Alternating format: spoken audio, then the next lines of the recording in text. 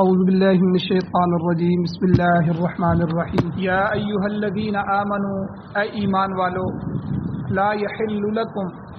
نہیں حلال ہے تمہارے لیے نہیں جائز ہے تمہارے لیے یہ بات کہ ان ترثوا النساء کرہا کہ تم وارث بن جاؤ عورتوں کے زبردستی، عورتوں کو اپنا مال وراثت بنا لو، یہ تمہارے لیے جائز نہیں۔ اور نہ ہی تمہارے لیے یہ جائز ہے کہ ولا تعضلوہن کہ نہ روکو ان کو تم لتذهبوا ببعض تاکہ تم لے جاؤ بعض وہ مال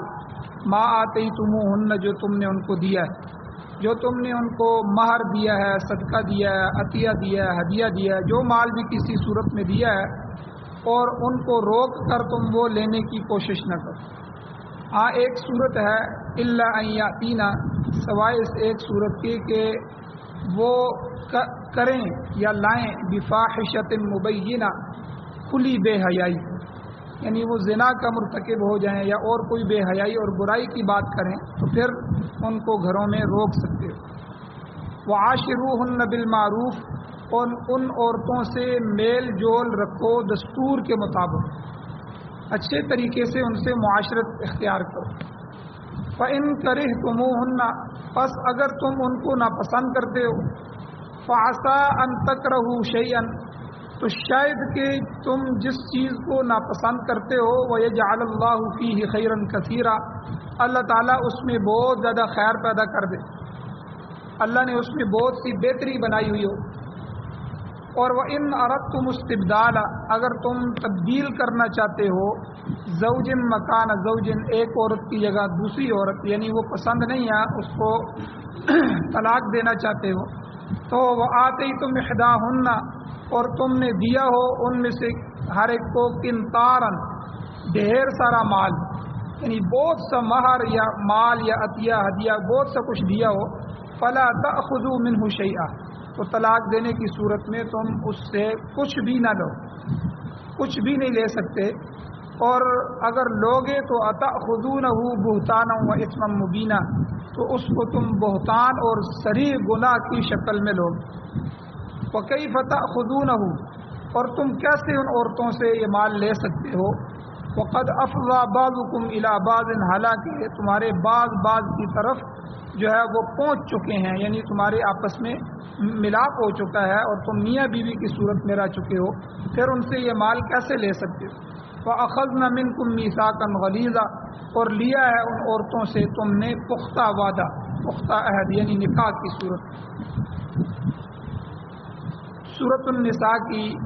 آیت نمبر 19، 20 اور 21، یہ 3 آیتیں تلاوت ہوئی ہیں، آپ نے اس کا ترجمہ سنا۔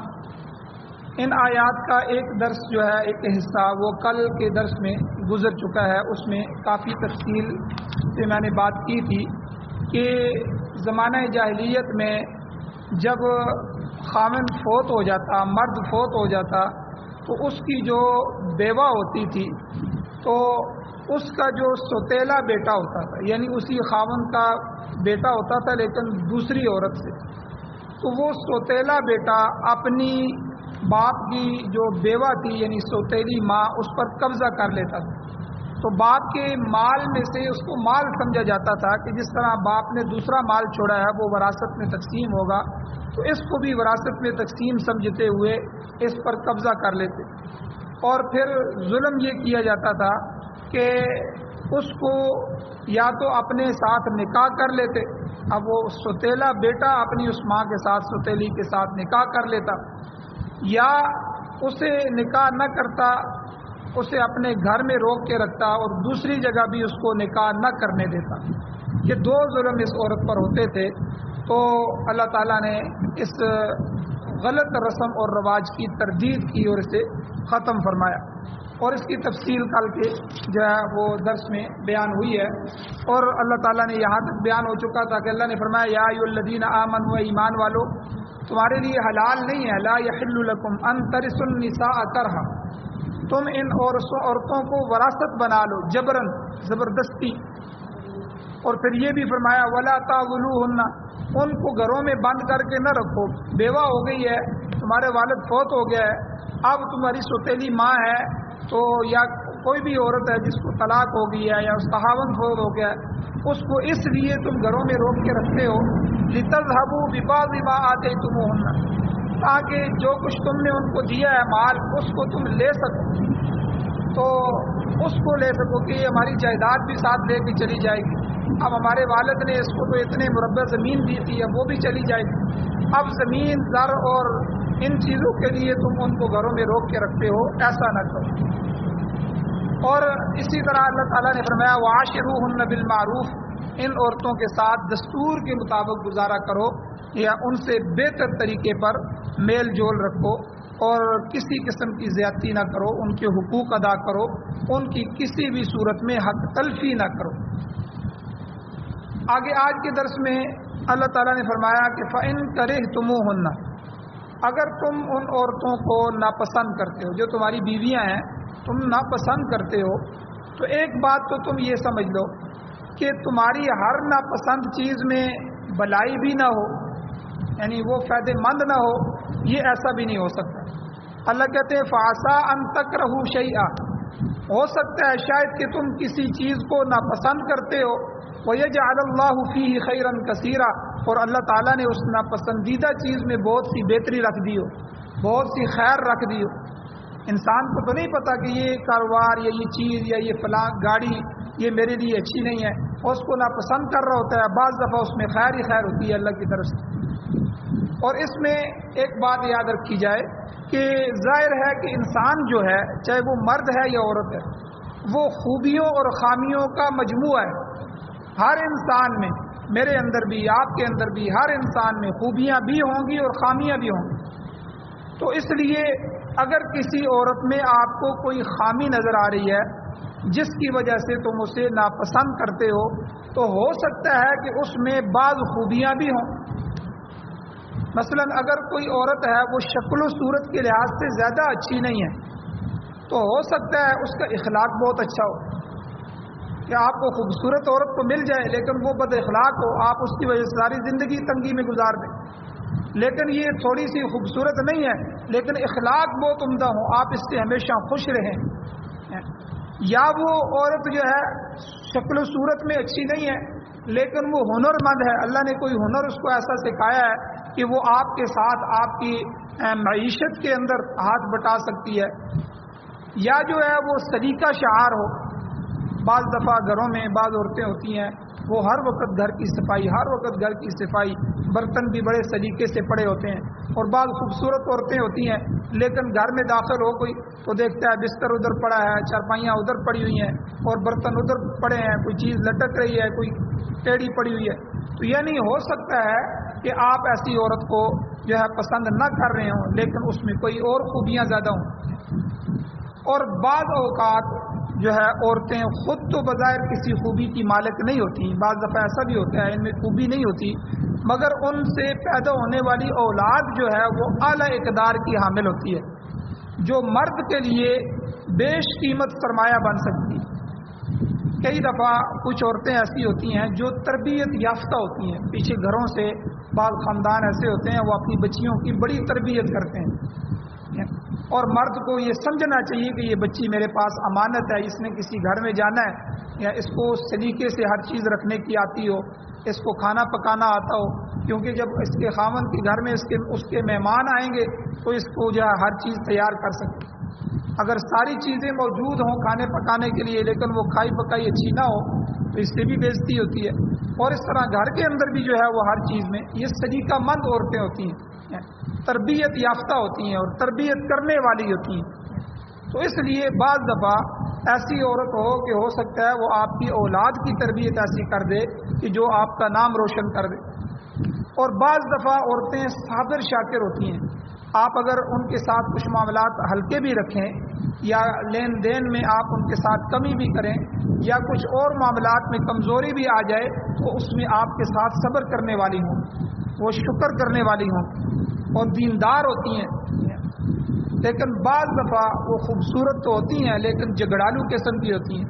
اب آپ نے اس کی خوبصورتی کو دیکھ کے پسند کر لیا اور اس سے شادی کر لی. ہر روز جھگڑا ہو رہا ہے، صبح بھی جھگڑا، شام کو بھی جھگڑا، اور مت ماری گئی اس کی. اب وہ گھر میں ہی نہیں آ رہا، رات کو بھی دیر سے آ رہا ہے. حالانکہ گھر تو جنت ہوتا ہے، اس میں بیوی ہوتی ہے، پھر بچے ہوتے ہیں، وہ تو انسان کے سکون کی جگہ ہے، لیکن انسان اسی میں داخل نہیں ہو رہا. صبح بھی اندھیرے میں نکل جاتا ہے، رات کو بھی لیٹ آتا ہے، چلو اس کی چخ چخ سننی ہوگی. تو اس لیے اللہ تعالیٰ نے فرمایا کہ عورتوں کے بارے میں کوئی فیصلہ بھی کرنا ہو تو خوب سوچ سمجھ کر کرو، کیونکہ ہو سکتا ہے کہ تم ایک چیز کی وجہ سے ان کو ناپسند کر رہے ہو، مگر اللہ تعالیٰ نے اسی میں تمہارے لیے خیر کثیر کا پہلو رکھا ہو. یہاں اللہ نے خیر نہیں فرمایا بلکہ فرمایا وَيَجْعَلَ اللَّهُ فِيهِ خَيْرًا كَثِيرًا، کہ تم جو ہے ان تکرہوا شیئا، ہو سکتا ہے ان عورتوں کو ناپسند کر رہے ہو لیکن اللہ نے اس میں ہو سکتا ہے خیر کثیر رکھی ہو. اور ایک شاعر نے ایک شعر کہا ہے کہ نعم الالہ علی العباد کثیرۃ واجلہن لجابۃ الاولاد، یعنی اللہ تعالیٰ کی بے شمار نعمتیں اس کے بندوں پر ہیں، مگر اس کے لیے سب سے اعلیٰ نعمت یہ ہے کہ اسے اچھی اولاد میسر آ جائے. تو بعض دفعہ اچھی صورت والی عورت نہیں ہوتی، اس سے خوبصورت اولاد بھی شاید نہ ہو، لیکن ان پڑھ اور بے سلیقہ عورت سے سلیقہ مند اور ہنر مند اولاد بھی پیدا ہو سکتی ہے. تو بہرحال فرمایا کہ عورت میں اگر کوئی خامی ہے تو اس میں کوئی دوسری خوبی بھی ہوگی، لہذا پسند اور ناپسند کا فیصلہ اس کے تمام قباحتوں اور اس کے محاسن خوبصورت جو ہے اس کی اچھی عادات کو سامنے رکھ کے کرو. تو یہاں تو ایک تو اللہ تعالیٰ نے یہ حکم فرمایا، اور دوسرا اللہ تعالیٰ نے فرمایا عورتوں کے حقوق کے متعلق کی وَإِنْ أَرَدْتُمُ اسْتِبْدَالَ زَوْجٍ مَكَانَ زَوْجٍ، اگر تم ایک عورت کی جگہ دوسری عورت تبدیل کرنا چاہتے ہو. بعض دفعہ جھگڑا ہوتا ہے، معاملات ہوتے ہیں، ناپسندیدگی ہوتی ہے، شادی کے وقت تو بڑا جوڑ ہوتا ہے لیکن اس کی عادات کچھ ایسی ہوتی ہیں کہ پھر جوڑ نہیں رہتا، میاں بیوی میں نباہ ممکن نہیں رہتا، الجھنیں پیدا ہو جاتی ہیں اور وہ دن بدن بڑھتی رہتی ہے. اور اگر جو ہے اللہ تعالیٰ نے یہاں یہی فرمایا کہ تمہارا پہلی بیوی کے ساتھ بطریق احسن نباہ نہیں ہو سکتا اور تم اسے طلاق دینا چاہتے ہو، تو اس صورت میں ایک بات یاد رکھی جائے. ہمارے معاشرے میں آج کل اس مسئلے کی سب سے زیادہ ضرورت ہے. اللہ نے فرمایا وَآتَيْتُمْ إِحْدَاهُنَّ قِنطَارًا، اگر تم نے اسے ڈھیر سارا مال دیا ہو، وہ مال مار میں تم نے لکھایا ہو یا تم نے اسے ہدیہ دیا ہو، عطیہ دیا ہو، کسی صورت میں بھی دیا ہو، تو یعنی مار کی رقم بہت زیادہ دی یا اس کے علاوہ کوئی عطیہ دے چکے ہو، تو اب تمہیں طلاق دینے کی صورت پیش آ گئی ہے، علیحدگی کی صورت پیدا ہو گئی ہے. تو فرمایا فَلَا تَأْخُذُوا مِنْهُ شَيْئًا، اس میں سے ذرہ برابر بھی، شیعہ کا مطلب ہوتا ہے کچھ بھی نہیں لے سکتے. اب ہمارے ہاں کیا ہوتا ہے جب نکاح لیا جاتا ہے، کتنے نکاحوں میں میں نے ان کو کہا ہے، مجھے پتہ ہوتا ہے ان کی اتنی ہڈی پسلی نہیں ہے، ان کی صلاحیت نہیں ہے، مکان بنایا ہے بڑی مشکل سے، مکان لکھ دو جی. بھئی مکان تو آپ نے بیٹے کے لیے بنایا ہے، اب آپ عورت کو کیوں دے رہے ہیں؟ یہ جو ہمارے رسم و رواج بڑھ رہے ہیں جن میں ہم بڑے بندھے ہوئے ہیں، ان کی وجہ سے پھر بعد میں ہم ذلت کا سامنا کرتے ہیں. اب میں مکان بھی لکھا دیا، اتنے تولے سونا بھی لکھا دیا، اتنی رقم بھی لکھا دی، زمین کا ایک ٹکڑا بھی لکھا دیا، فلاں فلاں بھی لکھ لو. اب جب طلاق کی صورت پیش آتی ہے تو کہتے ہیں جی اب ہم کچھ چیز نہیں دیں گے، یہ مکان بھی نہیں دیں گے، اب یہ جو ہے مار بھی سونا بھی نہیں دیں گے. پھر عدالتوں کے چکر ہیں، پھر آخر میں جا کے فیصلہ ہو جاتا ہے، پھر سب کچھ دینا ہوتا ہے. تو شریعت نے یہاں یہی فرمایا فَإِنْ أَرَدْتُمُ اسْتِبْدَالَ زَوْجٍ مَكَانَ زَوْجٍ، کسی عورت کی جگہ دوسری عورت لانا چاہتے ہو، بدلنا چاہتے ہو، طلاق دینا چاہتے ہو، ٹھیک ہے، تو فَلَا تَأْخُذُوا مِنْهُ شَيْئًا وَآتَيْتُمْ إِحْدَاهُنَّ قِنطَارًا، اگر تم نے اس کو ڈھیر مال دیا ہو. عربوں کے زمانے میں، اس زمانے میں 10,000 درہم یا 10,000 دینار کو ڈھیر مال تصور کیا جاتا تھا. یہ آج کے زمانے میں آپ یہ سمجھ لیں تقریباً 1.25 کروڑ روپیہ رقم بنتی ہے. اگر آپ نے کسی کو عورت کو 1.5 کروڑ رقم بھی دی ہو مار میں،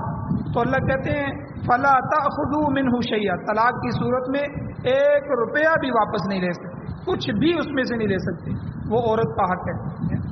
تو قنطار کا لفظ سورہ آل عمران میں بھی پیچھے گزر چکا ہے۔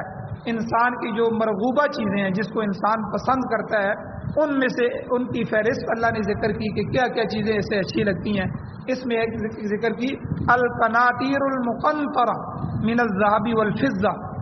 یعنی یہ الفاظ اللہ نے فرمایا، یعنی سونے چاندی کے اوپر مشتمل ڈھیر، یہ مال جو ہے انسان کی مرغوب اور مقصود اشیاء میں سے ہے۔ انسان چاہتا ہے میرے پاس اتنا سونا ہو جائے، اتنی چاندی ہو جائے، اللہ نے اس کو دنیا کے ذکر میں اس کو ذکر فرمایا۔ تو یہاں قنطار کا جو لفظ یہاں بھی آیا ہے القناطیر المقنطرہ، یہ قنطار یعنی خوب ڈھیر میرے پاس ہونا چاہیے۔ تو اللہ نے فرمایا خوب ڈھیر تم نے مار دیا ہو۔ تو قناطیر کا لفظ یہ ہے کہ بہت زیادہ مار بھی تم نے دے دیا ہو تو بوقت طلاق ان میں سے کوئی چیز واپس نہ لو۔ یہ شرعی طور پر بھی ٹھیک نہیں، اخلاقی لحاظ سے بھی یہ بری بات ہے کہ ایک چیز عورت کو دے چکے ہو، اس وقت سوچنا چاہیے تھا میری حیثیت کیا ہے، یہ چیز میں نے جو ہے دی ہے تو یہ بعد میں ہو سکتا ہے پھر میں اس کو دوبارہ نہ بنا سکوں، تو اس لیے وہی چیز کی جائے جو آپ کی حیثیت کے مطابق۔ ہاں اگر حیثیت کروڑوں روپے دینے کی ہے تو وہ بھی دینا چاہیے، اس میں بھی کوئی حرج نہیں۔ تو بہرحال اسی طرح طلاق کے مسائل جو ہیں وہ سورہ بقرہ میں بھی بیان ہو چکے ہیں، اور اس کے علاوہ بعض طلاق کے جو مسائل ہیں وہ آگے سورہ احزاب میں بھی آئیں گے، اور سورہ طلاق میں بھی اللہ تعالیٰ اس کو ذکر فرمائیں گے۔ اور اسی طرح حضور علیہ الصلوۃ والسلام نے جو ہے وہ طلاق کے متعلق فرمایا کہ طلاق کوئی اچھی چیز نہیں ہے۔ طلاق جو ہے حضور نے فرمایا ابغض المباحات الی اللہ، یعنی جائز چیزوں میں سے اللہ کے ہاں سب سے ناپسندیدہ چیز جو ہے وہ طلاق، یعنی جائز تو کر دیا اللہ نے اس کو، لیکن پھر بھی طلاق دینا اللہ نے پسند نہیں فرمایا۔ ابغض المباحات، مباحات چیزوں میں، جائز چیزوں میں سب سے مبغوض ترین چیز اللہ کو اللہ کو طلاق ہے، یعنی حد الامکان جہاں تک ممکن ہو سکے اس سے بچنا چاہیے، آپس میں نباہ کی کوشش کرتے رہنا چاہیے۔ اگر کوئی ایسی صورت باقی نہ رہے نباہ کی اور بالکل جو ہے آخر میں معاملات ہو جائیں اور گھر جو ہے وہ جہنم کا نمونہ بن جائے اور عزت بےزتی کے مسائل شروع ہو جائیں اور علیحدگی جو ہے وہ چاہتے ہوں تو علیحدگی کی بھی اجازت ہے۔ اللہ تعالیٰ نے اس راستے کو آخری حد میں جا کے پھر بھی چھوڑ دیا ہے کہ کہیں ایسا نہ ہو کہ ہمیشہ یہ معاشرہ خرابی کی طرف رہے، کیونکہ جب میاں بیوی کی لڑائی ہوتی ہے یا ان کی آپس میں نباہ نہیں ہوتی، یا آپس میں جب لڑائی ہوگی، ناراضگی ہوگی تو حقوق نہیں ادا کریں گے، ایک دوسرے کے حقوق ادا نہیں ہوں گے تو پھر معاملات خراب ہوتے رہیں گے، اور اس کے اثرات آگے گھر میں موجود اولاد پر بھی پڑتے ہیں۔ اولاد اگر بچے ہیں تو تب بھی پڑھتے ہیں، بڑے ہو گئے ہیں تو تب بھی ان پر پڑھتے ہیں۔ تو اس لیے اگر بالکل آخری معاملات ہوں تو علیحدگی کے لیے اللہ تعالیٰ نے یہ طلاق کے معاملات بھی اس کی بھی اجازت دی۔ اب ہندوازم میں دیکھیں اور عیسائیت میں جو ہے ایسی کوئی گنجائش نہیں، ہندوؤں میں بھی گنجائش نہیں ہے، اس میں جو ہے بس شادی ہو گئی تو اب جو ہے اس میں وہ طلاق نہیں دے سکتا، مگر اللہ تعالیٰ نے اہل اسلام کے لیے یہ صورت بھی پیدا فرما دی ہے کہ ساری عمر گھٹن کی زندگی بسر کرنے کی بجائے میاں بیوی علیحدگی کی ضرورت ہو تو اس کے لیے طلاق کی گنجائش ہے، جس کے اپنے احکام اور شرائط ہیں جنہیں پورا کرنا ضروری ہے، کچھ پہلے بھی بیان ہو چکے ہیں، کچھ آگے بھی آئیں گے۔ تو الغرض اللہ تعالیٰ نے فرمایا کہ طلاق دینے کی صورت میں عورتوں کو ادا کردہ مال واپس مت لو، اور آگے اللہ نے تاکیداً فرمایا ہے، پہلے یہ حکم فرما دیا کہ تم ان سے مال نہ لینا مار میں جو دیا ہے، آگے اللہ نے تاکیداً فرمایا اتأخذونہ بہتانا واسما مبینا، کیا تم یہ مال ان پر بہتان لگا کے اور صریح گناہ کی شکل میں لینا چاہتے ہو؟ یعنی فرمایا میں ہیلے بہانے سے ان کو ادا کردہ مال واپس لینے کی اجازت نہیں ہے، یہ سخت گناہ کی بات ہے۔ مال کی واپسی کی ایک ہی جائز صورت ہے، یہ جو حق مال آپ نے دیا ہے اس کی واپسی کی ایک ہی جائز صورت ہے، وہ جائز صورت کیا ہے؟ خلا، کہ عورت کی طرف سے جو ہے وہ طلاق کا مطالبہ ہو جائے، عورت کہے کہ ٹھیک ہے ہمارا نباہ نہیں ہو سکتا اور تم مجھے طلاق بھی نہیں دے رہے اور میں تمہارے ساتھ رہنا بھی نہیں چاہتی، میں تم سے خلا کرنا چاہتی ہوں، جو مہر جو ہے میں تم نے مجھے دیا ہے، جو کچھ بھی دیا ہے اور جو ہدیہ عطیہ دیے ہیں اور وہ میں تمہیں واپس کرتی ہوں، اس کے بدلے میں تم مجھے طلاق دے۔ عورت جو ہے وہ خلع کے بدلے میں طلاق لے سکتی ہے، ان دونوں کے درمیان یہ بات طے ہو جائے، اور اللہ تعالیٰ نے فرمایا اس کے علاوہ کوئی اور صورت اختیار کرنا، جھوٹا الزام لگا کر اس سے مال کا مطالبہ کرنا یا اس طرح کرنا، یہ بہت بری بات ہے، اس سے اللہ نے منع فرمایا۔ آگے اس کے بعد اللہ تعالیٰ نے مہر کی ادائیگی سے متعلق جو ہے ایک ضروری قانون ذکر کیا ہے کہ مہر جو ہے وہ کس طرح ادا کرنا ہے۔ تو اللہ تعالیٰ نے اس کے بارے میں تفصیل ذکر کی ہے، انشاءاللہ کل کے درس میں ذکر کی جائے گی، کیونکہ اس میں تھوڑے سے مسائل بھی ہیں۔ اللہ تعالیٰ سے دعا ہے اللہ ہمیں عمل کی توفیق عطا فرمائے۔ آمین۔ الحمدللہ رب العالمین والعاقبۃ للمتقین والصلاۃ والسلام علی رسولہ النبی الامی الکریم۔ یا اللہ ہماری کمیوں کو توہیوں کو معاف فرمائیے، درگزر فرمائیے۔ یا اللہ صغیرہ کبیرہ گناہوں کو معاف فرمائیے۔ یا اللہ قرآن و سنت کو سننے، سمجھنے، اس پر عمل کرنے کی توفیق عطا فرمائیے۔ یا اللہ نبی علیہ الصلوۃ والسلام سے سچی محبت اور اتباع رسول نصیب فرمائیے۔ یا اللہ پاکستان سمیت پوری دنیا میں قرآن و سنت کی بہاریں نصیب فرمائیے، قرآن و سنت کا غلبہ نصیب فرمائیے۔ یا اللہ قرآن و سنت والا نظام نصیب فرمائیے۔ یا اللہ ہمیں محروم نہ فرمائیے۔ یا اللہ اپنی خصوصی رحمتیں،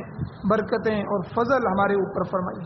یا اللہ ہر طرح کی جو ہے پریشانیوں سے ہمیں محفوظ فرمائیے۔ یا اللہ جو لوگ بیمار ہیں یا اللہ ان بیماروں کو شفاء کاملہ عاجلہ مستمرہ دائمہ نصیب فرمائیے۔ جو حضرات ایمان کی حالت سے اس دنیا سے جا چکے ہیں یا اللہ ان سب کی بخشش فرمائیے، بلند درجات عطا فرمائیے۔ ہم سب کو بھی قبر حشر آخرت کی تیاری نصیب فرمائیے۔ پریشان حالوں کی مدد فرمائیے، جو مقروض ہیں یا اللہ ان کے قرضوں کے پورا کرنے کے اسباب پیدا فرمائیے۔ صلی اللہ تعالی علی خیر خلقہ محمد و آلہ و اصحابہ اجمعین برحمتک یا ارحم الراحمین۔